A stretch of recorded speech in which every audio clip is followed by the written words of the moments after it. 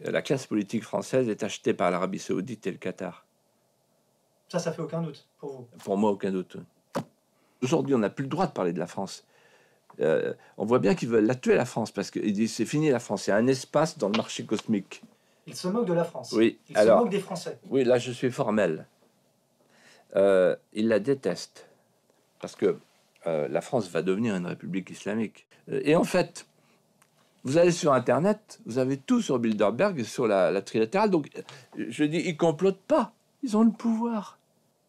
Voilà, et je suis content d'avoir parlé avec vous, parce que c'est un des rares moments où je peux parler de mon livre et pas simplement en 5 minutes raconter des anecdotes. Ancien homme politique, créateur du Puy du Fou, il est aussi un auteur extrêmement prolifique car il a déjà écrit 20 ouvrages. Le dernier est sorti début octobre. Le moment est venu de dire ce que j'ai vu fait actuellement beaucoup parler de lui.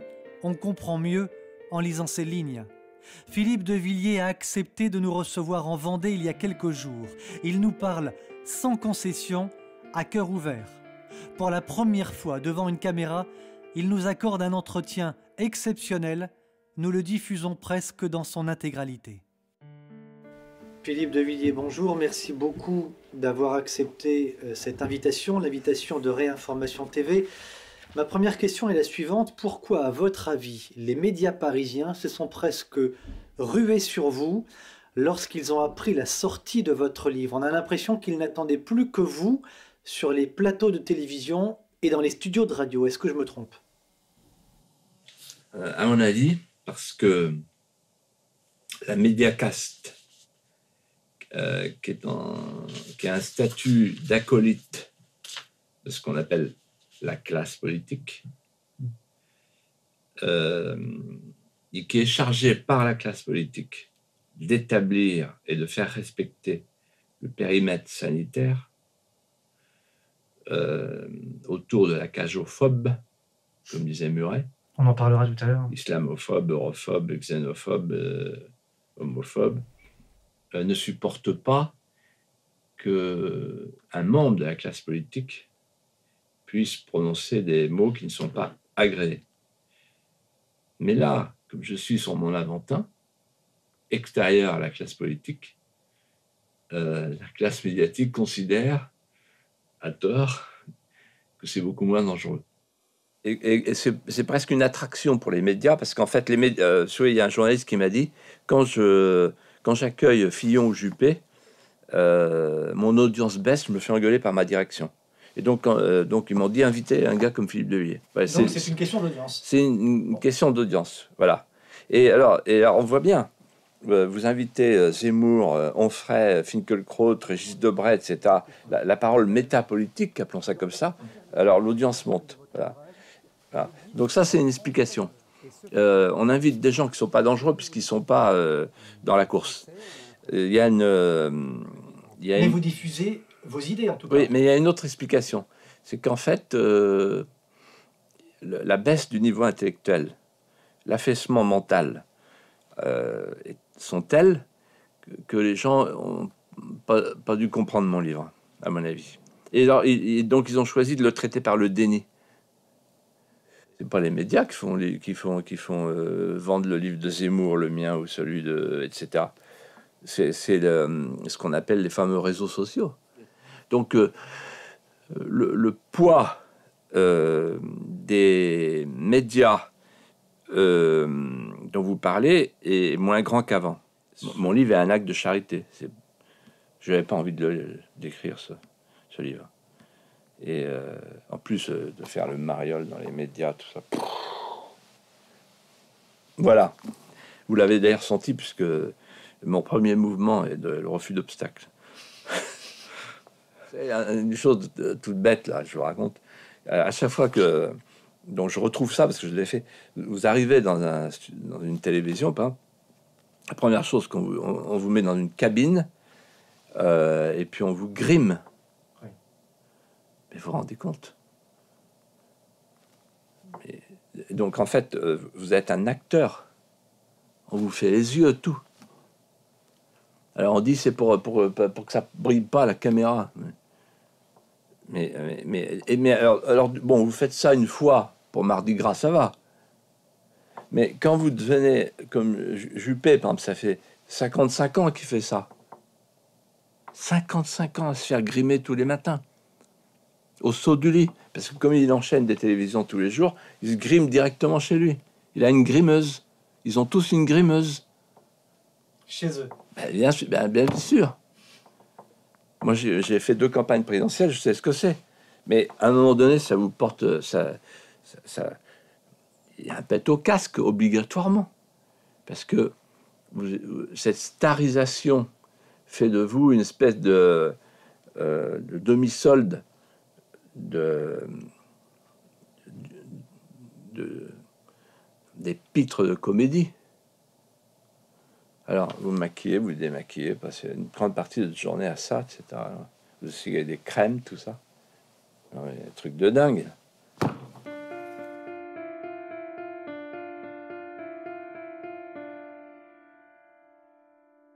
Ce sont les grands annonceurs. Les grands annonceurs qui tiennent la presse. Et ces grands annonceurs sont en même temps les titulaires, les protecteurs ou les protégés de ces firmes du 3e type, qui ne sont plus les firmes familiales ou multinationales, mais nationales, post-nationales, déterritorialisées. Et donc, en fait, ces grands annonceurs disent à la presse, attention, tiennent l'ensemble. Vous n'allez pas au-delà de telle limite. Voilà. Et ils tiennent l'ensemble du système médiatique.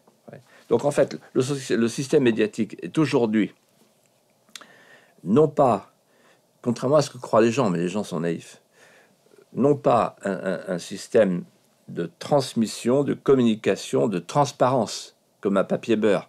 Non, c'est un tamis idéologique. C'est-à-dire que le tamis trie le bon grain et l'ivraie. Autant vous dire que je suis dans l'ivraie. Et donc, en fait, le tamis agrée. C'est une société d'agrément.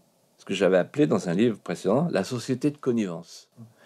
Si vous êtes agréé par la société de connivence, par exemple, si vous êtes maastrichtien, si vous êtes mondialiste, il n'y a aucun problème. Mais si jamais il vous prend l'envie de dire que nous assistons, depuis que l'avortement est devenu l'avortement de masse et le passeport de toutes les transgressions, à la déshumanisation progressive du monde par l'effacement planifié du visage de l'homme, alors normalement le mur se constitue face à vous, le mur invisible.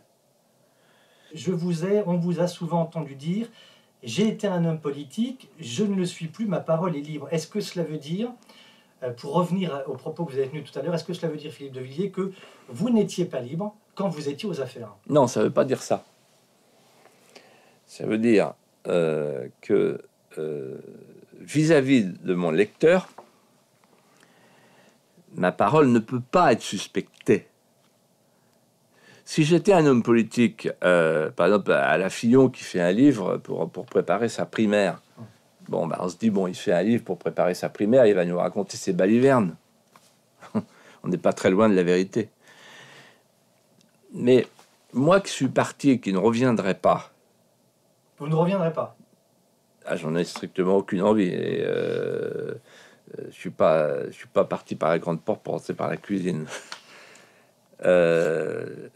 Donc, le fait de dire, voilà, je suis parti, je ne reviendrai pas, mais voilà, je vais vous adresser un message, je vous donne le fil rouge pour les jeunes dissidents qui vont remonter les murs porteurs. Ben, les gens vous écoutent. C'est pour ça que le livre a du succès. C'est d'ailleurs assez marrant parce que beaucoup de journalistes me disent ça, ils me disent, ah là là, les portraits incroyables au vitriol, etc. Et ils se précipitent comme la grenouille sur le chiffon rouge. Mais c'est pas du tout ça que j'ai voulu faire. En fait, les portraits sont au service d'une analyse. Vous voyez, quand je raconte l'histoire de Cronenbourg avec Chirac, je raconte ça pourquoi? Pas pour faire rire, mais parce que c'est dramatique. C'est-à-dire que quand on demande à Chirac quelle est sa date préférée de l'histoire de l'Europe, alors que Thatcher a dit 1215 la Grande Charte et Kohl, les traités du Sali, et Mitterrand, 496, le baptême de la France. Chirac réfléchit, il ne sait pas trop quoi faire, il lève son verre et il dit Cronenbourg, 1664. Et pourquoi il dit ça, en fait? J'en ai parlé avec lui, parce qu'on s'en fout. Voilà. On s'en fout. C'est-à-dire qu'en fait, Chirac, Giscard, Sarkozy, Hollande, pour en prendre 4, l'histoire, ils s'en moquent. L'histoire de France, l'histoire du monde. Parce que ce sont des gens de marketing, des gens de l'instant. L'histoire de France, il s'en moque. Vous dites, est-ce qu'il se moque aussi de la France? Oui. Il se moque de la France. Oui. Il se moque des Français. Oui, là je suis formel. Il la déteste. Et je vais vous dire ce qu'il déteste en elle. Il déteste la chrétienté. Les racines chrétiennes. Oui. C'est vraiment ça. Oui. La France chrétienne, elle est si présente et si ancienne et si juste dans ses intuitions qu'elle est partout, dans tous les interstices, y compris dans les crèches de Noël qu'on met dans les conseils généraux, etc. Et donc elle est partout. Il faudrait éradiquer toute la littérature française et tous les monuments pour que les pierres s'arrêtent de parler. Et donc en fait, aujourd'hui, d'ailleurs, c'est très intéressant. Parce que moi, mes lecteurs, j'ai des lecteurs qui sont chrétiens et d'autres qui ne le sont pas du tout, mais qui m'écrivent en me disant, bah, finalement, je ne veux pas parler au nom de quelqu'un comme Michel Onfray, mais il me semble que par moment, il dit, moi, je suis pas croyant, mais j'ai pas envie qu'on touche à ça, vous voyez, parce qu'à un moment donné, on se dit, mais qu'est-ce qui va nous rester? Qu'est-ce qui va nous rester? Ouais. Ils ont défiguré nos paysages, ils ont comment dirais-je, tuer tous les indépendants, les paysans, les artisans, les commerçants, les pêcheurs, etc. Et donc ils ont tué l'indépendance d'esprit. Qu'est-ce qui va nous rester?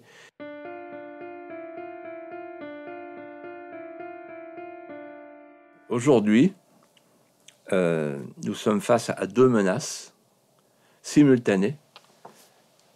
L'américanisation du monde, qui est en même temps la marchandisation du monde, y compris la marchandisation du vivant, c'est-à-dire le corps vénal, et l'islamisation du monde. Parce que la France va devenir une république islamique, pour trois raisons. La première, c'est que les musulmans redécouvrent le Coran et la Sunna. Et donc, ils reviennent au texte. Dans le texte et dans l'histoire, l'État islamique est plus proche du Coran que ne le sont ce qu'on appelle les musulmans modérés. Le Coran, ça vous modère pas. Et dans le Coran, dans la Sunna, le monde est divisé en deux demeures. La demeure de l'islam, le dar al-islam, et la demeure de la guerre, le dar el-harb. Celui qui m'a expliqué ça le mieux, le premier, longtemps, pendant 2h30, c'est le roi Hassan II, qui m'aimait beaucoup et que j'aimais beaucoup. Et en fait, il m'a dit, je vous ai vu à la télévision, vous avez raison sur Maastricht, nous c'est Mare Nostrum, c'est une folie de tirer l'Europe vers le nord, parce que plus vous allez la tirer vers le nord, plus elle ira vers l'ouest. Plus elle sera atlantiste. Parce que l'Europe anglo-saxonne, elle est atlantiste. C'est sa tradition. Et là, après, il m'a dit, ne croyez pas un instant que les Marocains musulmans vont devenir des musulmans français. Non. D'ailleurs, je ne le veux pas. Je suis l'émir des croyants. Non. Ils appartiennent à l'Oumma. Il m'a expliqué l'Oumma, la supranationalité, la supernationalité, pardon. Pas la supra, la super. Il n'y a qu'une nationalité quand on est musulman, c'est l'Oumma. On appartient à la communauté des croyants. Donc comment détacher un musulman de la communauté des croyants, c'est pas facile. Bon. Après, j'ai rencontré Magdi Allan, qui était mon voisin au Parlement européen pendant 5 ans. C'est un Égyptien qui s'est converti à la foi catholique, qui a été baptisé par le pape Benoît XVI dans la nuit de mars 2008. Il avait 4 carabiniers derrière lui pendant 5 ans. 4 jours et nuits. 4 carabiniers. Bon. la main à l'arme, y compris dans l'hémicycle. Et vous savez ce qui se passait? Tout le monde se détournait. Parce tout le monde avait peur, en fait, de lui. Et lui, il me disait, tu sais, Philippe, le choc des civilisations, j'y crois pas. Je dis, ah bon, pourquoi? Parce que vous allez vous coucher. Donc, il avait une fatwa, lui, sur lui. Donc, je sais ce que c'est, quelqu'un qui a une fatwa. J'ai vu, c'est mon ami, il s'appelle Cristiano en français, depuis qu'il s'est fait baptiser. Et lui, il m'a raconté ce qu'est la charia, etc. Il m'a dit, mais une mosquée, c'est pas un lieu de culte, c'est beaucoup plus que ça, voyons. Alors, ne faisons pas une assimilation avec un cathocentrisme, un égocentrisme, que comme si l'islam était le parallèle de la foi catholique. C'est très différent. Et c'est pas critiquer l'islam de dire ça. Une mosquée, c'est pas une église. Voilà. Puis après, j'ai vu le célèbre Tariq Ramadan. Et lui, j'ai vu devant moi un exercice de taqiyya. La taqiyya, c'est en fait le devoir de dissimulation des musulmans quand ils sont minoritaires. Voilà. Et donc, on a eu un échange bref avant au maquillage, au démaquillage. Et je lui ai dit, la taqiyya, c'est ça. Parce qu'il disait le contraire de ce qu'il écrivait. Oui. Mais il n'y a pas de problème par rapport au Coran. Si vous êtes minoritaire, voilà. Et donc, les trois raisons pour lesquelles je pense que la France va devenir une république islamique. La première raison, c'est que c'est le projet de l'islam. C'est-à-dire que l'islam est une religion pacifique après la conquête, toujours. Mais pas avant. Donc cela se fera avec, évidemment, l'appui des politiques françaises. Alors justement, la deuxième raison, c'est qu'il y a le différentiel de fécondité. Chaunu me disait, en parlant de Braudel, il dit, vous savez, Braudel et moi, on a toujours pensé qu'il n'y a qu'une seule chose dans l'histoire qui compte, c'est la ligne de flottaison démographique. Voilà. Donc là, en fait, ils utilisent l'arme démographique. Boumedienne, je ne sais plus qui l'avait dit un jour, Boumedienne peut-être. Et Annie Laurent dit très justement, l'enfantement, c'est le djihad des femmes. Et puis, troisièmement, l'esprit de démitude. C'est-à-dire qu'on a chez nous des dhimmis, quoi, déjà. Alors, il faut expliquer, les dhimmis, ce sont des demi-citoyens. C'est-à-dire des juifs, des chrétiens qui sont en terre d'islam et qui n'ont pas de droit civique. Et ils payent un tribut, ils sont humiliés et ils vivent comme ça. Voilà. Pour pouvoir vivre. Donc, voilà. Et donc, en fait, quand je vois Juppé, moi, non seulement il incarne physiquement l'impôt, mais il incarne la dimitude, ce gars-là. Quand il dit, oui, c'est très bien, le foulard dans les autocars, etc. Voilà, le menu halal, tout ça. Enfin bon, un jour, il a dit, j'ai jamais lu le Coran. Alors, un homme politique français, aujourd'hui, avec 6 ou 10 millions de musulmans qui ne lisent pas le Coran, c'est un imbécile.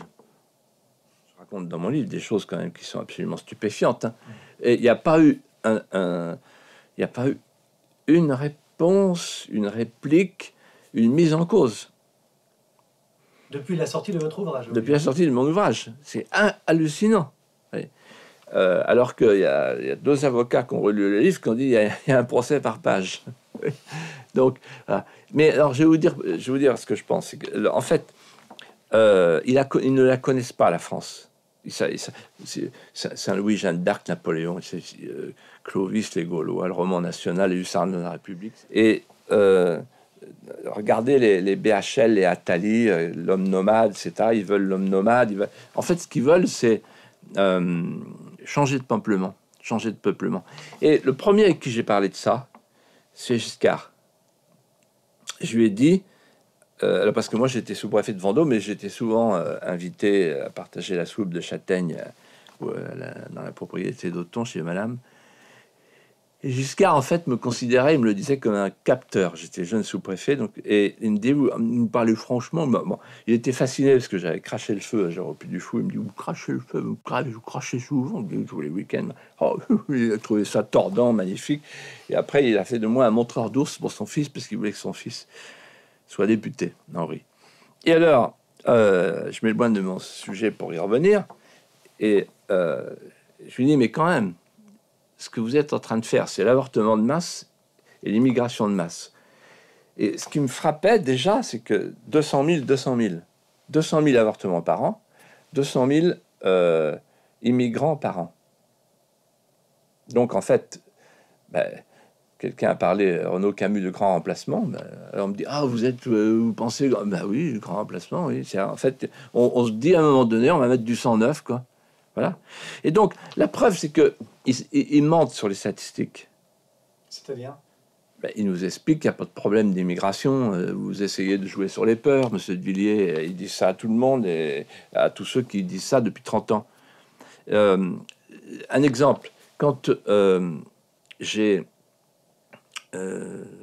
publié Les Mosquées de Roissy, c'était en 2005, j'ai dit, dans mon livre, il y a plus d'1 million de musulmans en France, 2005. Hein. J'ai dit ça, en me disant, je suis sûr qu'il y en a au moins 3 ou 4, mais bon, allez, là, ce ne sera pas contestable. Ça a été effrayant. Effrayant. On a déjà créé à l'islamophobie en disant, mais comment, sur quelle base statistique pouvez-vous fonder, etc. C'est de la folie de dire un truc pareil. Bon, sous-entendu, il n'y en a pas plus de 500 000 et encore. Bon, aujourd'hui, Boubacar nous dit qu'il y en a 6 millions. Bon, voilà, chiffre officiel, ça y est. Tout le monde est d'accord. Ah bon, alors ils sont arrivés quand? Comment? 13 en dessous de oui, la vérité. J'ai entendu parler de 12 ou 15. Oui, mais moi, je suis pas un spécialiste de la statistique. Je vois simplement que la France change et que les Français, et que la France des bistrots, elle, est bien meilleure que l'INSEE pour mesurer les phénomènes qui nous assaillent. Voilà. Cette islamisation du pays, Philippe de Villiers, elle est voulue et programmée ou pas par les élites françaises? Elle est voulue. Elle est voulue par les élites françaises. La classe politique française est achetée par l'Arabie Saoudite et le Qatar. Ça fait aucun doute pour vous? Pour moi, aucun doute. Ça serait un sujet, hein. On n'a pas le temps. Sinon, on n'aurait pas le temps d'aborder vos autres questions. Mais oui, c'était évident. Oui. La France ne s'appartient plus. La classe dirigeante française, c'est une classe de soumis et de dhimis.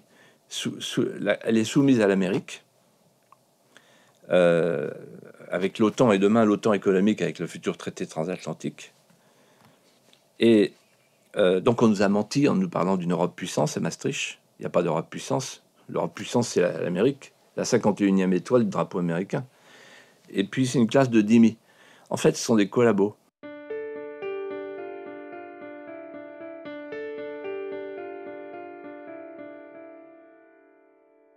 Alors en fait, d'abord, pourquoi je suis là au Parlement européen ce jour-là? Parce que comme je suis candidat à l'élection présidentielle, il faut que j'aille pointer. Et j'ai pas mon nombre de jours, donc avec un de mes amis qui s'appelle Christophe Baudouin, qui est un grand ami et un grand penseur de l'Europe souverainiste. On part là-bas et on arrive dans le salon d'honneur du Parlement européen. Et effectivement, j'ai rien à faire là, mais avec mon badge étoilé, hein, je rentre et je me retrouve dans une salle où il n'y a que des nœuds papillons et des smokings. Je rencontre beaucoup de têtes connues, mais aussi beaucoup de têtes inconnues. Je reconnais Kissinger, par exemple, Brzezinski. Donc il y a beaucoup d'Américains. Et puis il y a le fameux Sutherland, là, Goldman Sachs. Et puis après, il y a Anne Lauvergeon. Il y a évidemment l'inévitable Jean-Claude Trichet, chargé de sa mission apostolique de l'Eurobéatitude. Quelques journalistes et des grands banquiers, des grands chefs d'entreprise, des grands managers, et puis des eurocrates, des gens de l'ONU, etc. Il y a quoi, 300-400 personnes dans cette 400 salle? personnes.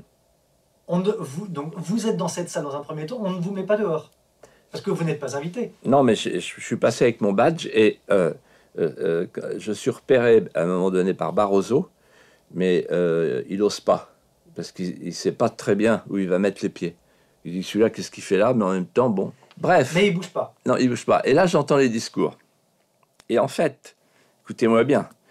Alors au début, je ne sais pas que c'est la trilatérale. Et donc, ce que j'entends, c'est c'est l'idéal de la fusion de l'économique et du politique. Incroyable. Bon, j'ai haro sur le politique. Il ne faut plus de politique. politique, c'est ce qu'empêche les sociétés d'être heureuses. C'est ce que vous entendez. C'est-à-dire de consommer. Voilà. Deuxièmement, la nécessité de fusionner les deux libéralismes, économique et sociétal. Et là, il parle des avancées du mariage homosexuel dans le monde. Des patrons, hein, des managers, De grandes entreprises. des gens qui font de l'économie. Mais, vous voyez, ils n'oublient pas ça. Bon. N'oublions pas que le Parlement européen a invité Conchita Wurst, l'homme devenu, enfin la femme à barbe, etc. Oui, l'ONU aussi, etc. Et puis après, il parle de la nécessité de préparer les opinions publiques à ce que serait la transocéanie. Donc j'ai compris plus tard que c'était le fameux traité transatlantique qui va faire de l'Europe un marché annexe au marché américain, avec la fin des frontières et des douanes, la fin des appellations contrôlées et un tribunal arbitral dont ils avaient parlé ce jour-là, dès 2007. Un tribunal arbitral permettant aux grandes firmes nationales de traîner les États pour demander des indemnités, c'est-à-dire un tribunal arbitral privé supérieur à toutes les puissances publiques. Et c'est ce qui est en train de se mettre en place. Qui en parle ? Et alors donc là, et après il y a le groupe Bilderberg qui est né lui plus tôt en fait en 1954 et qui est une sorte d'avant-garde où ils sont moins nombreux mais tout aussi offensifs. Et alors il y a une chose qui m'a étonné. Un jour j'apprends que François Fillon, Premier ministre de la France, et Alain Juppé un an après ont été agréés par le groupe Bilderberg. Et quand j'avais dit à Fillon, comment tu peux aller dans un truc pareil, et il m'a dit, que veux-tu, c'est eux qui nous gouvernent. François Fillon vous dit ça. Oui, le gentil Fillon. Donc en fait, voilà. Bon. Et alors, après j'ai découvert, en fait, au Parlement européen, beaucoup plus tard, parce que moi j'ai jamais été dans ces trucs de conspirationnistes, etc. Et en fait, vous allez sur Internet, vous avez tout sur Bilderberg et sur la trilatérale. Donc, je dis, ils complotent pas. Ils ont le pouvoir. Voilà.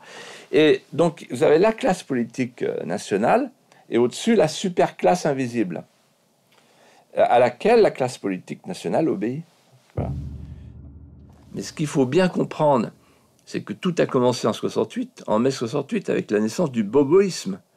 Le bobo, c'est un hybride qui hérite de l'Amérique un nouveau modèle économique et social, et sociétal, pardon. Nos limites, nos frontières. Le capitalisme libertaire. Et en fait, le capitalisme libertaire, il préfère des homosexuels à des hétérosexuels à partir du slogan « Double income, no kid ». Donc double revenu, pas d'enfants. Et dès les années 70, ce que m'a expliqué Cohn-Bendit, mon voisin... Oui, c'est ce que vous dites. Oui, mon voisin du Parlement européen, qui était d'ailleurs au centre de l'hémicycle, symboliquement, emblématiquement, le centre de gravité du Parlement européen. Et voilà, il ne me cachait pas, le boboïsme, c'est le bourgeois bohème, c'est l'alliance du libéral et du libertaire, c'est-à-dire l'idée que les grandes entreprises ont besoin de nouveaux marchés, de nouveaux appétits, de nouveaux clients. Il faut donc transformer le monde en un marché planétaire de masse et transformer les citoyens en consommateurs compulsifs. Et d'ailleurs, la classe politique a fini par être engloutie par la grande surface, par le supermarché. C'est-à-dire que je me souviens d'un spécialiste du marketing qui disait devant moi à Michel Noir, qui préparait une heure de vérité, il faut que tu sois comme les yaourts des grandes surfaces, crème à cœur et le fond près du couvercle. Et le mec, il dit ah bon, oui, d'accord. Bon. C'est-à-dire qu'en fait, on demande à l'homme politique d'être un yaourt, quoi. Avec la date de péremption, maintenant, l'histoire de cumul, de ça. Mais voilà, donc le consumérisme a porté l'hédonisme, et l'hédonisme politicien a emporté la politique loin du peuple. Voilà, nous en sommes là aujourd'hui. Alors, donc le système médiatique, en fait, c'est pas du tout un système de communication. Si c'est ça votre question, je vous y réponds. C'est un système de sélection. Et la preuve, je raconte le premier chapitre de mon livre. J'ai en face de moi Yvan Levaille. L'ancien patron de Radio France. De Radio France. Et 90. l'ancien mari de Anne Sinclair. Donc c'est un grand prêtre des médias. Et il s'assoit, il me regarde et il dit « Qu'est-ce qui vous différencie du maréchal Pétain ?» Bon, sous-entendu, pour les gars qui regardent, pour les téléspectateurs qui vont regarder l'émission L'heure de vérité, ce matin, on a invité, à l'époque c'était le dimanche matin, ce matin on a invité un collabo, un crypto-nazi. Donc voilà. Bon. Et donc je lui dis, mais mon père était un héros de la résistance, etc. Je lui explique. Ah non, mais c'est pas le problème. C'est-à-dire que lui, il vit de ce qu'avait dénoncé Foucault en mai 68, d'où parles-tu, camarade? Donc tu es vendéen, tu es vicomte, tu es ceci, tu es une chevalière, etc. Donc terminé. Voilà. Et là, j'ai compris dès le premier jour.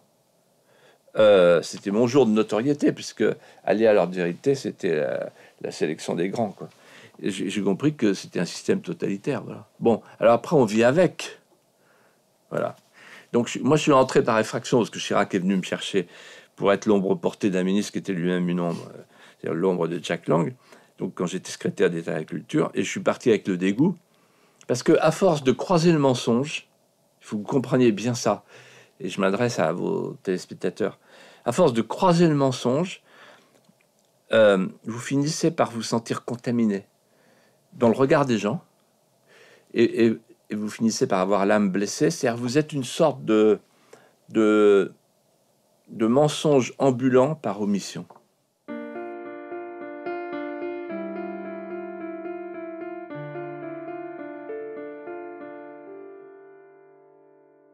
À propos de BHL, vous dites « C'est l'histoire d'une formidable imposture intellectuelle ». Oui. Alors... Pourquoi imposture intellectuelle? Ben, c'est pas moi qui le dis.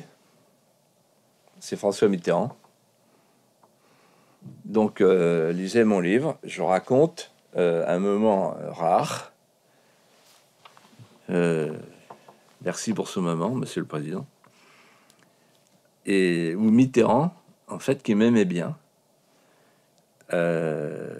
parce qu'il considérait que j'étais un peu moins inculte que d'autres dans ce gouvernement de cohabitation en 1986, m'a pris par l'épaule et m'a dit « Venez avec moi, on a 4 heures devant nous parce que Kohl était arrivé en retard, le programme était décalé à Florence et on est parti sur le Ponte Vecchio et là on a parlé. » Et il m'a dit, j'ai dit, vous savez, il me dit « Oui, vous avez mis le drapeau en berne quand je suis arrivé. » Oui. Et je dis « Normalement, c'est impardonnable pour vous. » Il me dit « Oui, mais non, c'est pas... Je ne m'intéresse pas à ces choses-là. La rancune ne fait pas partie de la politique. » Et là, il m'a dit vous pouvez me poser toutes les questions que vous voulez, etc. Et évidemment, à un moment donné, je lui ai dit SOS racisme. C'est quoi ça? Et il m'a dit voilà, en gros, on a abandonné les prolétaires à la mondialisation sauvage en 1983 lorsque j'ai décidé, sous l'influence des démocrates chrétiens, Delors, Père Levade, etc., qui voulaient la gouvernance mondiale, donc la liberté des capitaux. Donc il dit à partir de ce moment-là, on savait qu'on allait perdre le monde ouvrier. Et on a inventé SOS Racisme, c'est-à-dire, on est parti de l'étoile jaune, on a fait la petite main jaune, on a demandé aux grandes stars, Montand et tous les autres, de mettre la petite main jaune. Et la petite main jaune, ça veut dire qu'en fait, les lobbies immigrés font une captation de la Shoah sous la gauche mitterrandienne pour vitrifier tous ceux qui parlent d'immigration. C'est François Mitterrand qui vous raconte ça. C'est François Mitterrand. Et il me dit textuellement, en fait, c'est à ce moment-là que le peuple migrant est devenu le nouveau peuple élu. En d'autres termes, et je lui dis, en somme, c'est un lumpen prolétariat de substitution. Il me dit oui, c'est électoral, mais c'est la politique.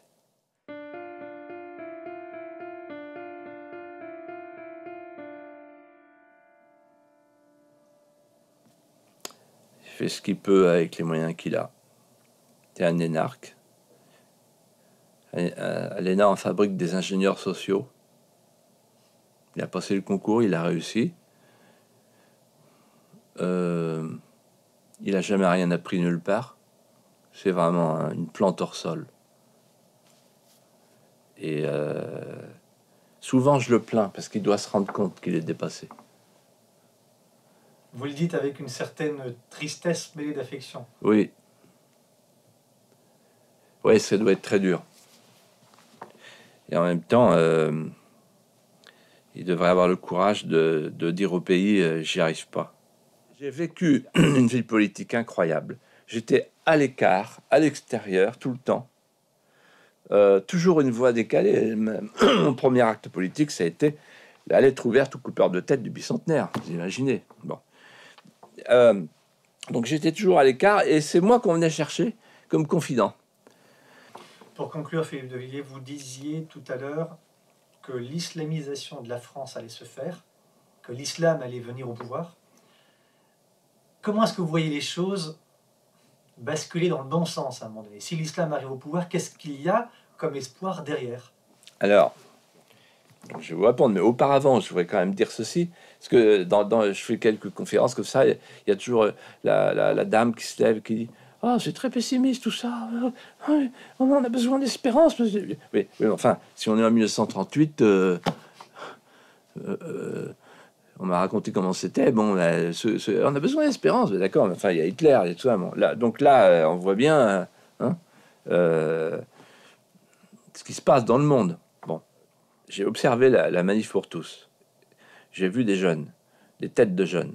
Je me suis dit, ils sont pas pareils. Ils sont en train de comprendre que on peut être dans la vérité en étant minoritaire. Bientôt, ils comprendront que il faut combattre au nom de la loi naturelle et de la survie de notre pays, combattre en devenant objecteur de conscience. Il faut se révolter. Il faut être un résistant. Et c'est là que prend place cette conversation qui m'a tant marqué avec Alexandre Solzhenitsyn. On est à Tambov, tous les deux, on marche. Tout à coup, il s'arrête et il me dit « Nous, on va se relever, mais vous allez glisser dans un gouffre profond parce que vous avez la maladie du vide. Vous allez vivre une éclipse de l'intelligence. Vous êtes au dernier stade, au stade ultime de l'épuisement spirituel. Et un jour, de la grande catacombe, sortiront des lucioles portées par des dissidents. » Des dissidents ? Répliquai-je. Oui, des dissidents. Je vous explique qu'est-ce que c'est que les dissidents. Les dissidents, c'est comme les refusniks, sous la pèlerine, ils ont des amysdats, des analyses critiques du soviétisme. Ils vont en prison, le goulag. Et à un moment donné, les prisons sont trop petites. Et ils ont sauvé l'honneur et la liberté de la Russie. Eh bien, je vous dis, aujourd'hui, les dissidents sont à l'Est, ils vont passer à l'Ouest. J'ai médité cette phrase et un jour, je me suis dit, j'écris ce livre. Parce que cette phrase, je l'ai dit à un ami très proche. Je dis, voilà, Solzhenitsyn m'a dit, les dissidents sont à l'Est, ils vont passer à l'Ouest. Il me dit, mais il faut écrire ce livre. Alors, qu'est-ce que ça veut dire? Deux choses. Les dissidents, ils vont émerger, sortir du lot, parce qu'ils auront deux qualités originales. La première, c'est le courage. Et la deuxième, c'est la lucidité. Le courage. Ils oseront franchir le périmètre sanitaire. Des mots interdits. Au risque de la prison. Ils iront en prison. Mais les prisons sont trop petites.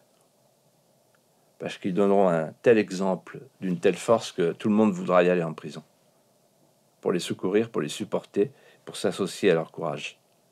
Et la deuxième chose, la deuxième qualité originale, c'est la lucidité.